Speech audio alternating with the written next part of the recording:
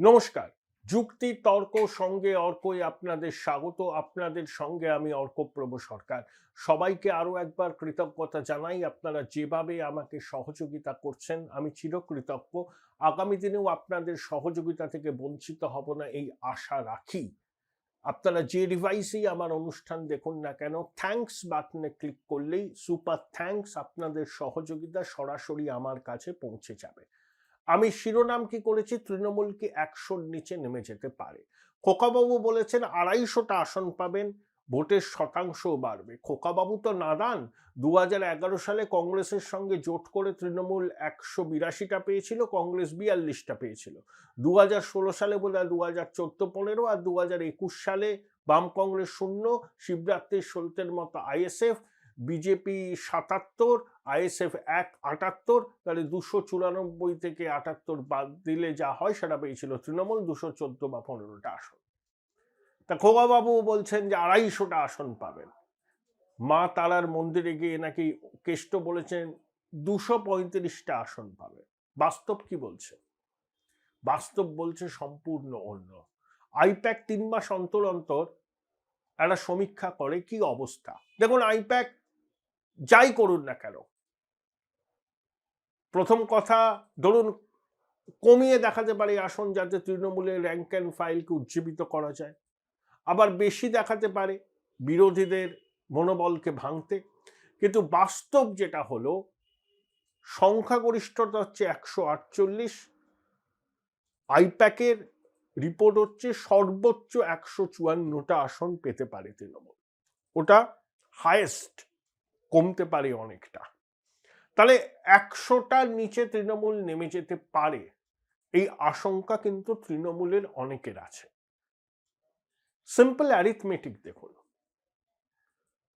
মুর্শিদাবাদ, মালদা, উত্তর ও দক্ষিণ দিনাজপুর মিলিয়ে ৪৯ থেকে ৫০টা আসন আছে। অনেকে বলছেন তৃণমূল সাকুল্যে এখান থেকে 10টা আসন পেতে পারে। আগের বার মুর্শিদাবাদে ২০টা আসন পেয়েছিল, মালদায় বোধহয় ৭টা আসন পেয়েছিল ইত্যাদি। দক্ষিণ দিনাজপুরে ৪টে, উত্তর দিনাজপুরে ৪টে, এইরকম। এবার হাওয়া ঘুরছে, চাকা ঘুরছে।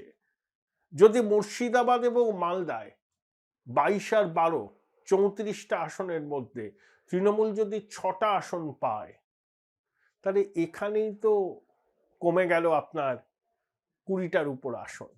তাহলে ২১৪ থেকে ২০টা কমলে ১৯৪। তারপরে উত্তর ও দক্ষিণ দিনাজপুর আছে। কুচবিহারে একটা আসন জিততে পারে, সিতাই, আলিপুরদুয়ার, জলপাইগুড়ি, দার্জিলিংয়ে খাতা খুলতে পারবে না, খাতা খুলতে পারবে না। এভাবে যদি আপনি কুচবিহার থেকে মুর্শিদাবাদ, ধরুন ৭৬টা আসন আছে।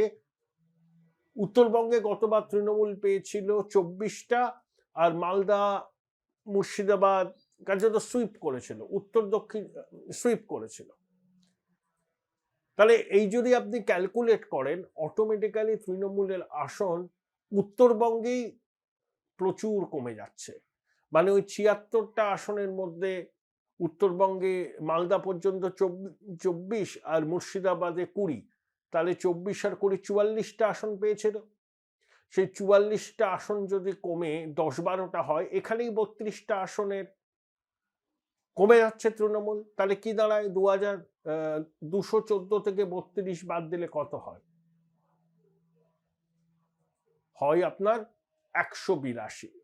তাছাড়া অন্যান্য জায়গা থেকে যদি আপনি ক্যালকুলেট করেন, আসন তৃণমূলের কমবে। কোনো অবস্থাতেই তৃণমূল যে অ্যাস্ট্রোনমিক্যাল ফিগার বলছে তার ধারে কাছে পৌঁছতে পারবে না। তার অনেকগুলো কারণ আছে। এক হচ্ছে প্রতিষ্ঠান বিরোধিতা, দুর্নীতি, এসআইআরে ফল, এবং একই সঙ্গে কর্মসংস্থানের মলিন ছবি, শিল্প নেই, চাকরি নেই, দেনার বোঝা। শুধু লক্ষ্মীর ভান্ডার দিয়ে তো বারবার বৈতরণী পেরোনো যায় না, ওটা ডিসকাউন্টেড হয়ে গেছে।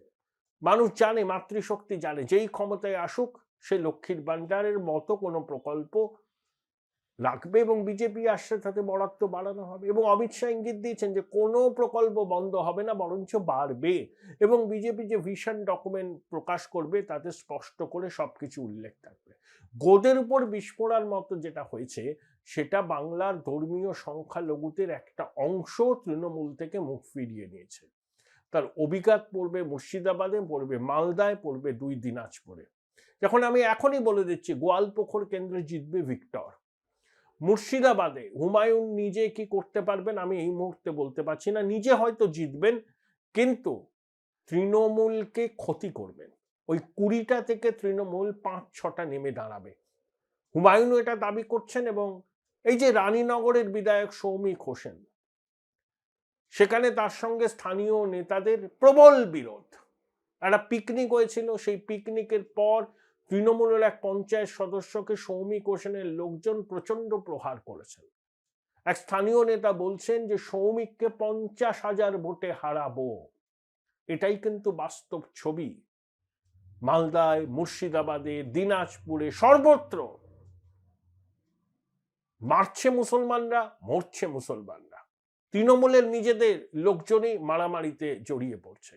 এই আবহে মৌসম ব্যানার্জির নূর কংগ্রেসে ফিরেছেন, কৃষ্ণেন্দু চৌধুরী ফিরবেন, মুর্শিদাবাদ থেকে অনেকে কংগ্রেসে ব্যাক করবেন। কংগ্রেসের একটা পুনরুজ্জীবন হবে।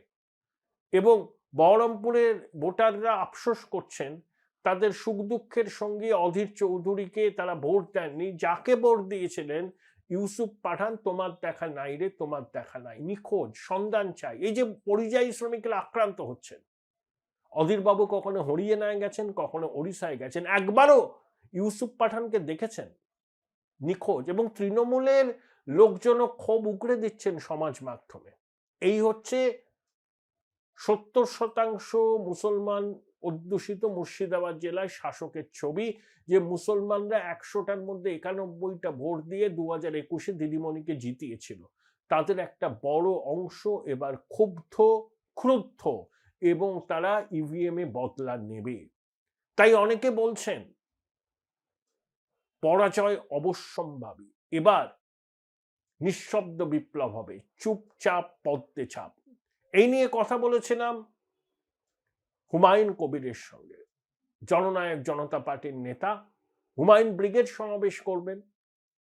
তার কি লক্ষ্য আছে, কি পরিকল্পনা আছে, কিভাবে দেখছেন রাজ্যের রাজনীতিকে, তার দলের নির্বাচনী সাফল্য শেষ পর্যন্ত কতটা হতে পারে তা নিয়ে খোলাখুলি টেলিফোনে আমার সঙ্গে কথা বলেছেন। কি বললেন হুমায়ুন, শুনেন। হুমায়ুন দা, মুর্শিদাবাদ জেলায় 22টা আসন, মালদায় 11টা আসন, মালদা 12টা, মালদা 12টা, আর 2 দিনাজপুর মিলেও 12টা বোধহয় ওরকম আসন, 13-14টা। না বেশি দাদা, 15টা। 15টা। তার মানে আমি ধরছি 22 আর 12 হচ্ছে 34, 34 আর 15 হচ্ছে ধরুন টোটাল 50টা। 49। এই 49টা আসনে আপনি কি প্রেডিক্ট করছেন ফলাফল কি হতে পারে? দেখুন, আমার আজকের দিনে যা প্রেডিকশন, তাতে আমরা আমাদের যে জোট, আমি এবং আমার সঙ্গে যারা জোটে থাকবে, আপনাকে সবটা বলছি না, উঠছে রাখছি। আমাদের যে জোটগতভাবে আমরা লড়াই করব, সেই জোটের 49টা সিটের মধ্যে আজকের দিনে বিজেপি আছে 4 আর 2, 6 আর 2, 8 আছে। দক্ষিণ দিনাজপুরে 2 আছে, মালদাতে 4 আছে, আর মুর্শিদাবাদে 2 আছে। এই 8টার মধ্যে উত্তর দিনাজপুরে আছে, উত্তর দিনাজপুরেও আছে, কালিয়াগঞ্জে আছে। হ্যাঁ, আমি ওটা আপনাকে বলছি তো। এখানে 4 আর ওদিকে 2 আর এখানে 2, 4 8 আর 2 10। 10টা সিট জিতে আছে 49-এর মধ্যে বিজেপি। বাকি সব তৃণমূল আছে, কোন কংগ্রেস শূন্য, সিপিএম শূন্য। আমি আপনাকে একটুকু বলছি যে 49-এর মধ্যে তৃণমূল যদি পায়, ম্যাক্সিমাম যদি পায়, আজকের দিনে তারা 20 মুর্শিদাবাদে আছে, মালদাতে 4 আছে, উত্তর দিনাজপুরে 7 আছে, আর দক্ষিণ দিনাজপুরেও আছে 4 ওদের। এই টোটাল নিয়ে ওদের যে সিট আছে, আমি আপনাকে এই প্রেডিকশন আজকের দিনে করে রাখছি যে তৃণমূল হার্ডলি সিট পেলে 6টা পাবে, টোটাল 49-এর মধ্যে। বিজেপি যদি 10 পায়, এরা 6টা পাবে, আর বাকি সিট আমরা পাবো, আমাদের জোট পাবে। 49-এর মধ্যে 6 তৃণমূল, 10 বিজেপি, তাহলে 16 চলে গেল। তাহলে আপনি এবার ধরে নেন যে 49-এর মধ্যে 16 বাদ গেলে যে 33 সিট আমাদের জোটের প্রার্থীরা জিতবে। আপনাদের জোটে আপনি বললেন পুরোটা বলতে চাইছেন না সঙ্গত কারণে, তো কারা কারা থাকার সম্ভাবনা আছে? মিম কি থাকবে? বাম কংগ্রেস কি করবে? আইএসএফ কি করবে? কংগ্রেস এই মুহূর্তে কংগ্রেসের সম্বন্ধে আমার কোনো কথা চালায়নি, কারণ কংগ্রেস ধোঁয়াশা রেখেছে। গতকাল তারা একটা আবার বিজ্ঞপ্তি দিয়েছে শুভঙ্কর সরকারদের পক্ষ থেকে। তো আমি কংগ্রেসকে এই মুহূর্তে কোনো করছি না, তবে আমি আপনাকে এইটুকু বলছি যে আমার যতটুকু কথাবার্তা আগিয়েছে তাতে আমার সঙ্গে বাম এবং আইএসএফ তাদের থাকার প্রবল সম্ভাবনা আছে। তার মানে আপনার কি সেলিমদার সাথে কথা হয়েছে নাকি বামফ্রন্ট নেতৃবৃন্দের সঙ্গে কথা হয়েছে? বামফ্রন্ট নেতৃবৃন্দের সঙ্গে কথা চলছে। ফাইনালটা 20 জানুয়ারির মধ্যে আমরা নিশ্চয়ই আপনারা জানতে পারবেন যে বাম নেতৃবর্গর সঙ্গে আমাদের নেতৃবর্গরা 1-to-1 বসে নেবে, এবং আইএসএফও সেখানে আমাদের সঙ্গে ক্লোজ এতে থাকবে। কিন্তু মিম সম্বন্ধে বামদের আপত্তি আছে, সেইটা আমি আপনাকে বলতে চাইছি না, ক্লিয়ার করতে চাইছি না, সেটা আগামী দিনে। এবং মিমে গত 2020 সালে মিমের নেতৃবর্গরা আব্বাস সিদ্দিকীদের কাছে এসেছিল। ওদের একটা আক্ষেপ রয়েছে যে তাদের ডেকে নিয়ে এসে লাস্ট মুহূর্তে কংগ্রেস, বাম আর আইএসএফ জোট করেছে, তাদের কোনো গুরুত্ব দেয়নি। তার জন্য তাদের নিজেদের একটা আক্ষেপ আছে। আমার সঙ্গে যা কথা হয়েছে তাতে আমি এখনো তাদেরকে যেমন পুরোপুরি বলছি না যে আমাদের থাকবেই জোটে, আবার এটাও বলছি না যে থাকার সম্ভাবনা নেই, এটাও বলছি না। ওটা আগামী দিনে অনেক কিছু নির্ভর করবে। আমাদের একবার ছাড়া দফায় দফায় বসা হবে, আলোচনা করা হবে, আলোচনা অব্যাহত আছে, চালু আছে। শেষমেশ 1 ফেব্রুয়ারি ব্রিগেডের সভা হবে। যারা যারা আমাদের এই জোটে থাকবে, যারা তৃণমূলকে ক্ষমতাচ্যুত করতে চায়, এবং সার্বিকভাবে বিজেপি যেটা টার্গেট যে তারা তৃণমূলকে হারালে তারাই ক্ষমতায় আসবে, আমরা আগেই টার্গেট নিচ্ছি যে আমরা যাতে তৃণমূলকে পরাস্ত করে বিজেপি তাদের মতো করে তারা মানুষের কাছে যাচ্ছে, যাক, আমরাও মানুষের কাছে আমাদের জোটবদ্ধ ভাবে আমাদের গ্রহণযোগ্যতা প্রমাণ করার জন্য বা মানুষের কাছে আমাদের ধর্মনিরপেক্ষ একটা মানে রাজ্যে ভাবমূর্তি তুলে ধরার চেষ্টা করব। কিন্তু শেষ সিদ্ধান্ত তো আম জনতা নেবে। তারা তো ব্যালটে গিয়ে কাদের প্রতি বেশি আস্থা দেখাবে সেটা তো আজকের দিনে বলা যায় না। আমাদের চেষ্টার কোনো ত্রুটি থাকবে না যে তৃণমূল কংগ্রেসকে 3য় স্থানে পাঠাতে। আমরা আজকের দিনে যে লড়াইটা দেব তাতে বিজেপি আর আমাদের জোট হাড্ডাহাড্ডি জায়গায় থাকবে। তৃণমূল কংগ্রেস রাজ্যের শাসক দল, তারা এত দাম্ভিকতা দেখাচ্ছে 250 সিট নিয়ে আসবে, তারা 100 নিচে থাকবে, একটু আপনাকে বলে দিচ্ছি। তৃণমূল হুমায়ুনদা 2011 সালে কংগ্রেসের সঙ্গে জোট করে 182টা আসন পেয়েছিল। পেয়েছিল, হ্যাঁ। 2016 সালে বোধহয় 212 না 14টা পেয়েছিল, 211। আর 2021 বোধহয় 215টা পায়। কি করে ওরা হ্যাঁ, 250টার কথা বলছে? এই অঙ্কটা এসব বললাম তো, এটা মানুষের কাছে ভুলভাল তথ্য প্রেরণ করা, মিথ্যাচার করা, আর শুধুমাত্র মুসলিম ভোটারদের কাছে বিজেপির ভয় দেখানো, এটাই হচ্ছে এদের কাজ। এরা প্রকৃত সত্য কথা বলে না, মানুষের সঙ্গে মিথ্যার পর মিথ্যাচার করছে। বিশেষ করে মুসলিম ভোটারদের শুধু বিজেপির জুজুর ভয় দেখিয়ে নিজেদের ক্ষমতা তিনবার মুখ্যমন্ত্রী হয়েছে। আগামী দিনে আমি হুমায়ুন কবির আজকের দিনে আপনাকে দায়িত্ব নিয়ে বলছি, মুসলিম সমাজের যে ভোটার 27 অক্টোবর 2025 যেদিন ইলেকশন কমিশন SIR ডিক্লেয়ার করলো, সেদিনকে ভোটার ছিল 7,66,00,000 সামথিং। আজকে 58 লক্ষ বাদ গিয়েছে, তাহলে দেখুন 7,9 লক্ষ। তার মধ্যে আপনি দেখবেন যারা death case, double name case এসব বাদ গিয়েছে। এটা কোনো ইফেক্ট হবে না, কারণ আমরা 2024-এর যে ইলেকশন, সেই ইলেকশনে 7,66,00,000 ভোটারের জায়গায় 5,55,00,000 মানুষ ভোট দিতে গিয়েছে। তার মানে 2 কোটির বেশি মানুষ ভোট দিতেই যায়নি। তাহলে এই যে 58 লক্ষ মানুষের ডবল নেম আর ডেথ কেস বাদ গিয়েছে, এতে রেজাল্টের কোনো হেরফের হবে না।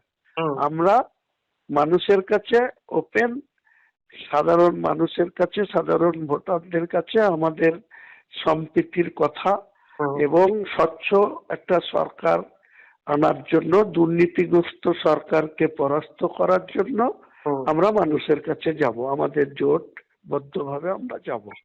তাতে আমার আশা, আমার বিশ্বাস, আমার বদ্ধমূল ধারণা যে বর্তমান শাসক দলের স্থান 3য় স্থানে চলে যাবে। আমার শেষ প্রশ্ন, সেটা হচ্ছে মৌসম বেনজির নূর তৃণমূল ছেড়ে কংগ্রেসে চলে গেলেন, এটা কতটা তাৎপর্যপূর্ণ? দেখুন, মালদাতে কংগ্রেসের আজকের দিনে বিধানসভায় শূন্য, এমপিতেও একটা পেয়েছে ইসা খান চৌধুরী। সেটা তার বরকত গনি খান চৌধুরীর এবং ওর বাবা আবু হাসেম খান চৌধুরী 2019-এ মাত্র 8,500 ভোটে জিতেছিলেন। এবারে তৃণমূল, বিজেপি আর কংগ্রেস এই ভোট কাটাকাটিতে ইসা খান 1,19,000 ভোটের মার্জিনে জিতেছে।